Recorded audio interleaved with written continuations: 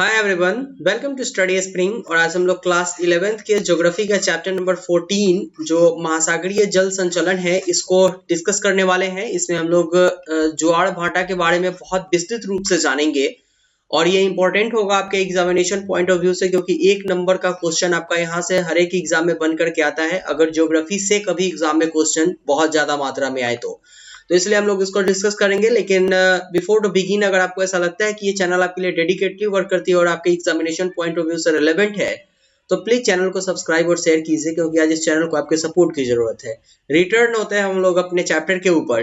तो अगर आप देखें तो महासागर की जो जल होती है वो कभी आपको एक समान रुकी हुई दिखाई देती है क्या? आप देखते होइएगा वो इस तरीके से चलती हुई होती है। कभी कभी इसका लंबाई बहुत ज्यादा, ऊंचाई कम, लंबाई बहुत ज्यादा, ऊंचाई कम, या ऊंचाई कम लंबाई बहुत ज्यादा होते हुए दिखाई देती होगी।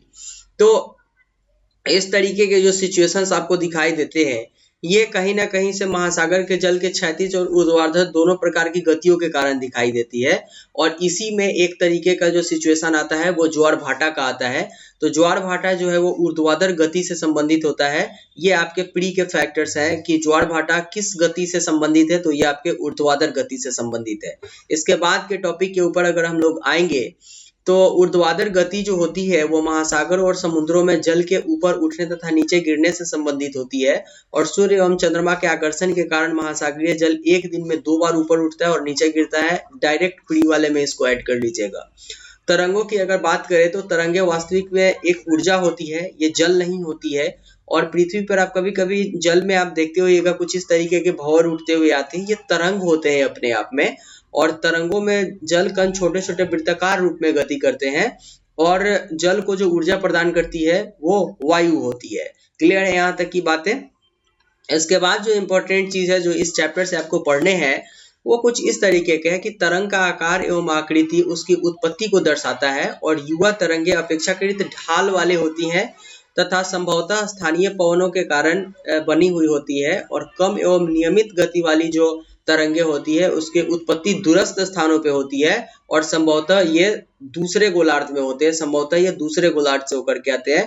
तो ये पहला जो हो गया वो आपका उत्पत्ति जो होगा वो युवा तरंग का होगा, और दूसरा जो होता है वो नियमित तरंग का होता है या फिर कम तरंग वाले एरिया का होता है। तो ये बहुत दूर के गोलार्धों के साथ बनकर के आता है और ये जो है वो स्थानीय पवन के साथ बनकर के आया हुआ होता है। तो ये युवा तरंगे होती है। क्लियर है यहाँ तक की बातें?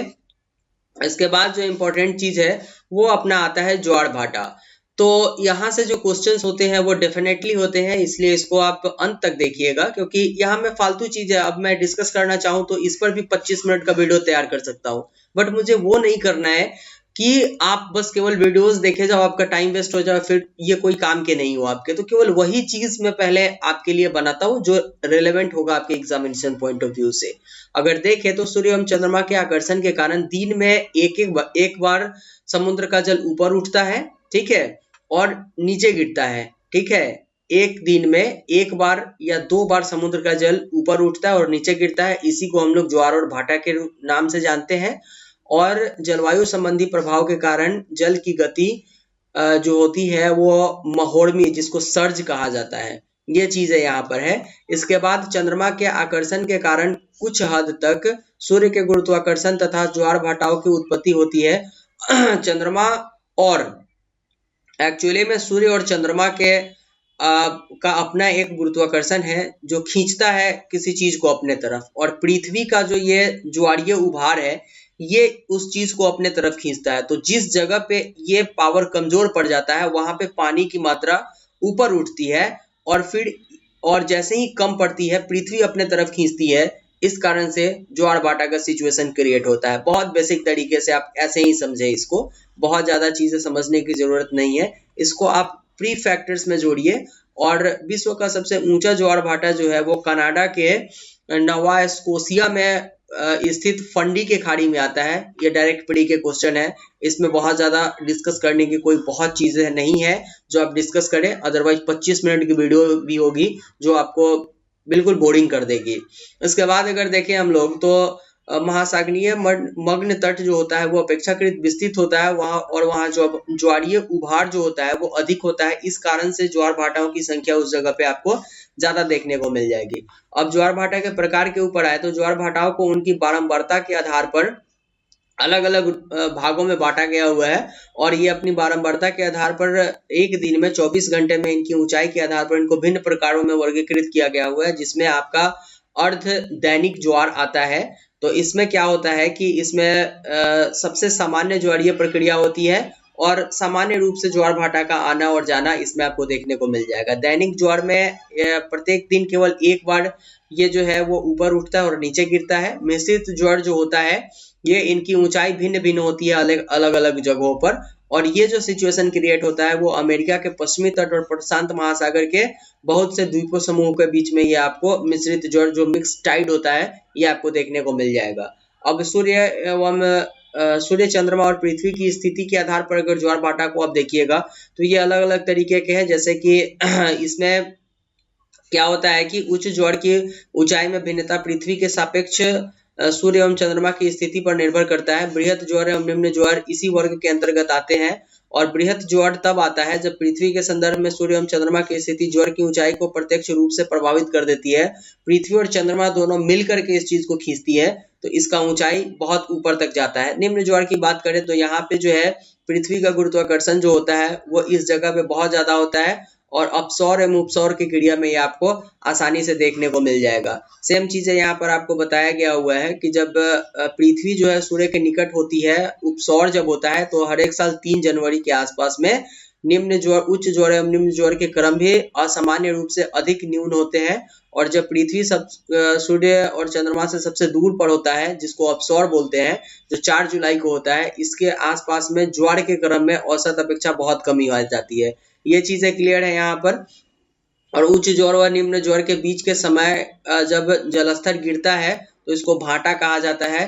तो इस दोनों के सिचुएशन में, उच्च ज्वार और निम्न ज्वार के बीच में के सिचुएशन में जब लास्ट मोमेंटम आता है और जब ये पानी नीचे की तरफ गिरता है तो इसी को हम लोग भाटा के रूप में जानते हैं। और ज्वार भाटा की अपनी एक बहुत बड़ी खासियत होती है कि ये नौका संचालन में और मछुआरों के लिए ये काफी रिलेवेंट होता है। इसके साथ साथ अगर देखें तो इससे जल विद्युत का काम किया जाता है, जल विद्युत भी इससे पाए जाते हैं, निकाले जाते हैं यहाँ पे। और यहाँ अगर देखें आप तो आपका जो रूस और कनाडा वाला एरिया है वो कम से कम 3 मेगावाट शक्ति जो है वो ज्वार भाटा से प्राप्त कर लेता है। महासागरीय धाराओं के ऊपर अगर आप आइएगा तो महासागरीय धाराएं महासागरों में नदी प्रवाह के समान होता है, और निश्चित मार्ग व दिशा में जल के नियमित प्रवाह को जो है ये दर्शाता है। और इसको भी जो है वो 4 भागों में बांट दिया गया हुआ है।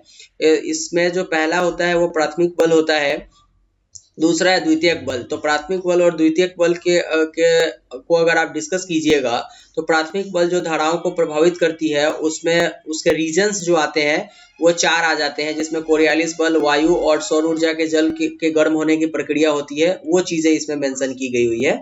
और इसके बाद जो रिलेवेंट है आपके लिए वो कुछ यहाँ पर है महासागरीय धाराएं। तो महासागरीय धाराएं जो है वो आपके व्यापारिक पवन और कोरियालिस बल के कारण अत्यधिक प्रभावित होता है ये। और यहाँ पे ये चक्रवात और प्रति चक्रवात के आने और जाने की क्रिया के लिए भी बिल्कुल जो है वो प्राइमरी रूप से जो है वो जिम्मेवार होता है महासागरीय धाराएं। चीजें क्लियर है यहाँ तक की। इसके बाद अगर आप देखिएगा तो जहाँ पे गर्म और ठंडी धाराएं जाकर के मिलती है उस जगह पे ऑक्सीजन की आपूर्ति के लिए प्लैंकटन बढ़ोतरी में सहायक होता है, क्योंकि इस जगह पे ऑक्सीजन की आपूर्ति बहुत सिंपल वे में होता है। इस कारण से प्लैंकटन जो होता है, जो मछलियां खाती है, जिसको प्लैंकटन पेड़ के तरह का होता है, तो उस जगह पे जहाँ पे गर्म और ठंडी हवाएं जाकर के मिलेगी उस जगह पे प्लैंकटन का उपज बहुत ज्यादा होता है और ऑक्सीजन की आपूर्ति होती है। इस कारण से ये जो जगह होगा ये मछली पालन के लिए और यहाँ पे मत्स्य उद्योग के लिए ये सबसे जो है वो आपका मत्स्ययन के लिए ये सबसे रिलेवेंट जगह होगा।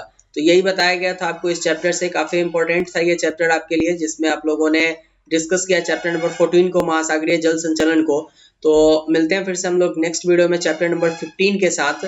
तो ये था आज के वीडियो के लिए, लेकिन अगर आपको ऐसा लगता है कि चैनल आपके लिए डेडिकेटली वर्क करती है तो चैनल को सब्सक्राइब और शेयर जरूर कीजिए, क्योंकि आपके सपोर्ट से हमें बहुत मोटिवेशन मिलता है। और हमने एक एक आदमी को इस चैनल पे जुड़ते हुए देखा है और वो हमारे मोटिवेशन का कारण बन करके आते हैं। मिलते हैं नेक्स्ट वीडियो में, तब तक के लिए thank you and good bye.